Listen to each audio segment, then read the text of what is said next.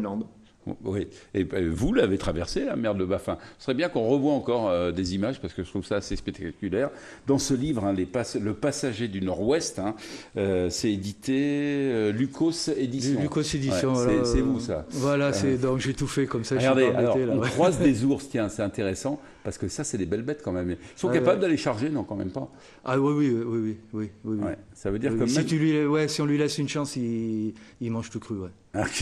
Donc oui, ça paraît très gentil, mais finalement c'est très dangereux. Et pourtant, vous m'avez dit que c'est pas forcément les animaux les plus dangereux, parce que eux, on se méfie. Alors je pense que il y a les bœufs musqués aussi qui sont un petit peu moins, qui ont l'air un peu plus gentils, et je pense qu'on s'en méfie moins. Et ça cartonne aussi pas mal. Ouais.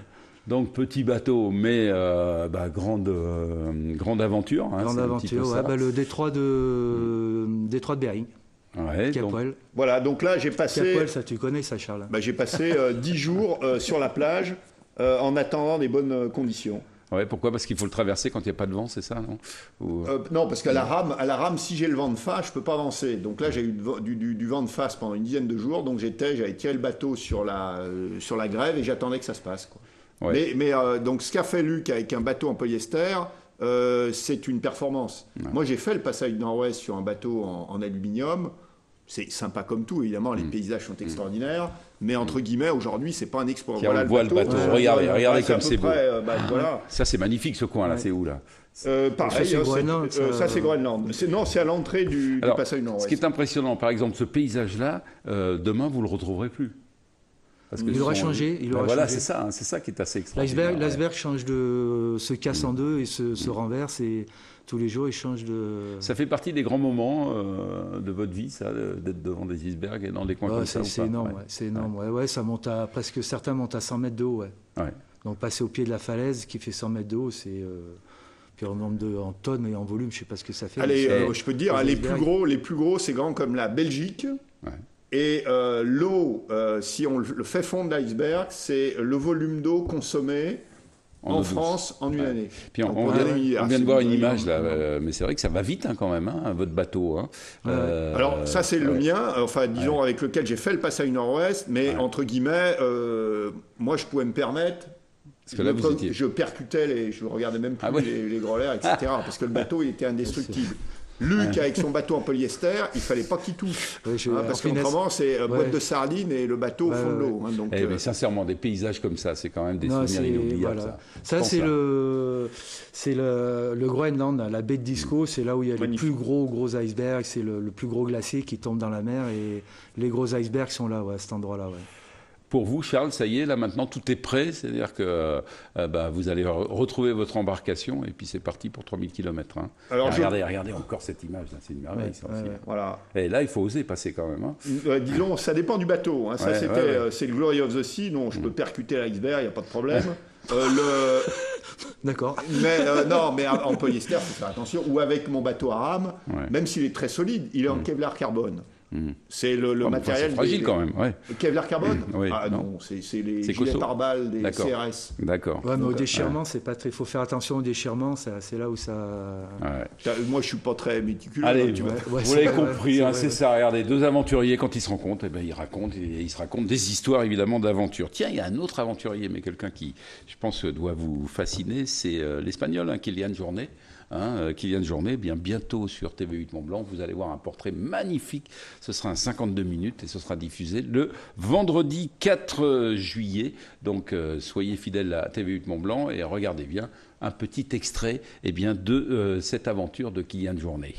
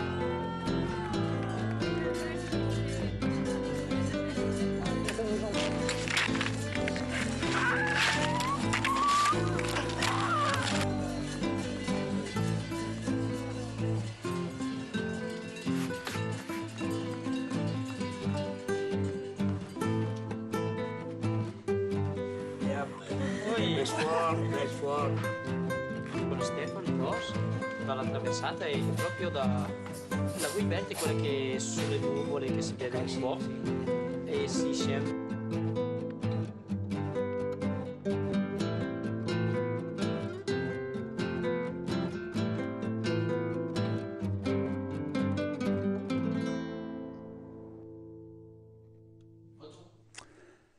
Voilà, Kylian Jornet, hein, ce sera évidemment un magazine que vous pourrez découvrir un vendredi 4 juillet sur notre antenne, TV8 Mont-Blanc, donc avec cet extraterrestre, on peut le dire comme ça. Mais c'est intéressant, hein, parce que la montagne, on peut la faire vite, mais on peut la faire aussi, on peut prendre son temps, la montagne et l'aventure.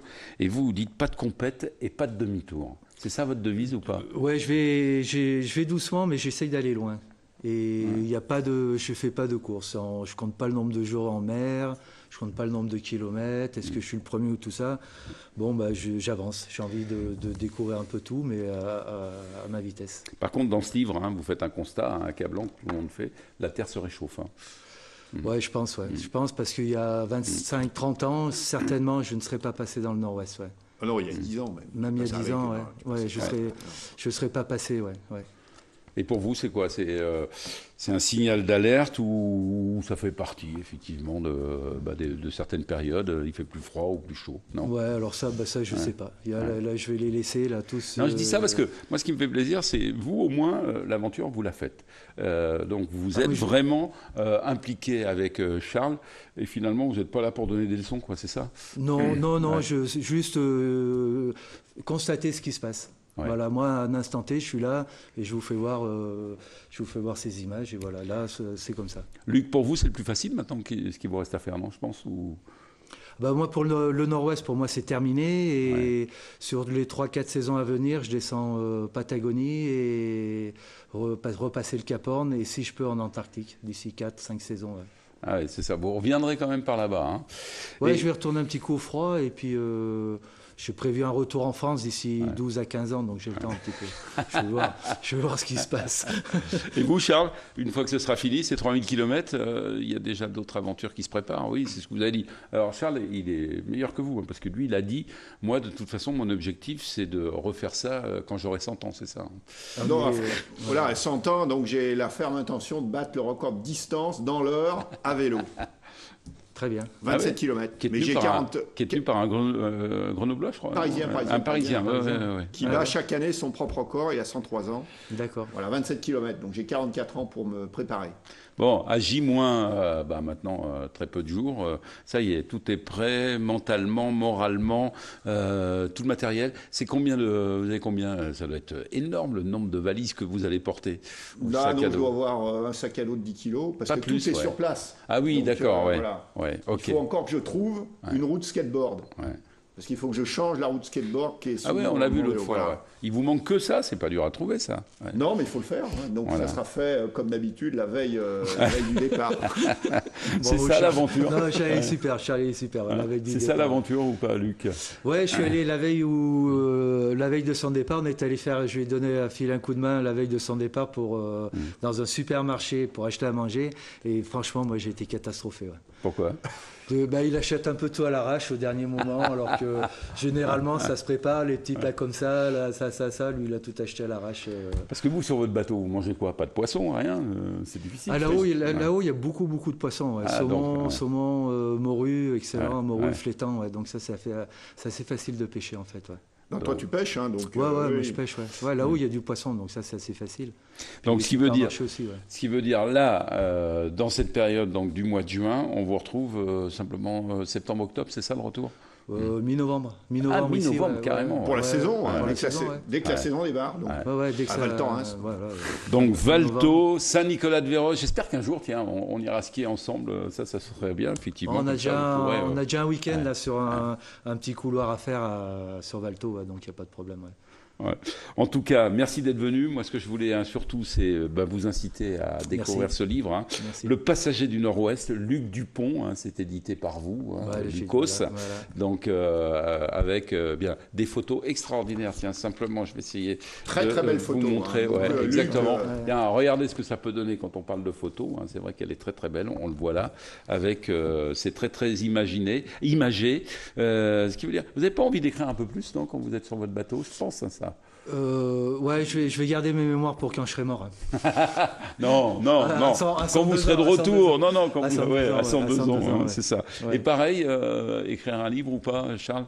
Non, disons, il faut rester dans ce qu'on sait faire. Hein. Donc, l'écriture, en tout cas pour l'instant, c'est vraiment pas mon truc. Déjà, la photo, c'est pas trop mon truc. Les vidéos, il faut que je me pousse un peu pour en faire. Et pourtant, on en a besoin. Regardez. Oui, non, mais il y a comme ça qu'on peut traduire effectivement ce que vous faites. Mais l'anecdote, quand je pars sur le Tour du Monde pendant le Vendée Globe, je pars, j'ai même pas un appareil de photo et pas une caméra avec moi. Donc c'était voilà. Donc maintenant si, parce que si je vis comme c'était avant. Maintenant ça y est. Hein. Si je vis comme un ours à Saint-Nicolas-de-Véras, ça fait partie. Il faut parler de ces expériences. Allez, dernier mot.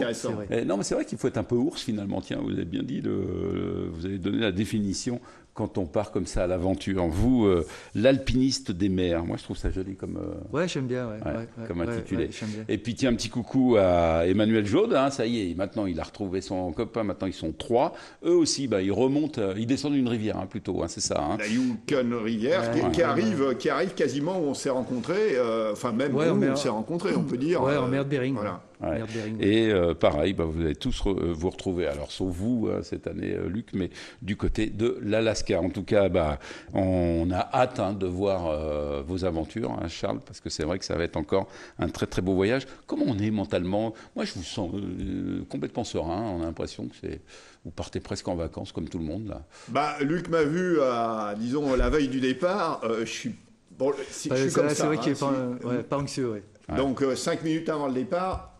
Alors c'est un énorme avantage, je suis toujours pas dans l'expédition. Alors par contre, il n'y a pas que des avantages, c'est que si j'ai pas une petite équipe autour de moi, au moins une personne, disons, en termes d'organisation, il y a quand même des points faibles. Mais pour l'instant, pour tout vous dire, là je suis absolument pas dans l'expé.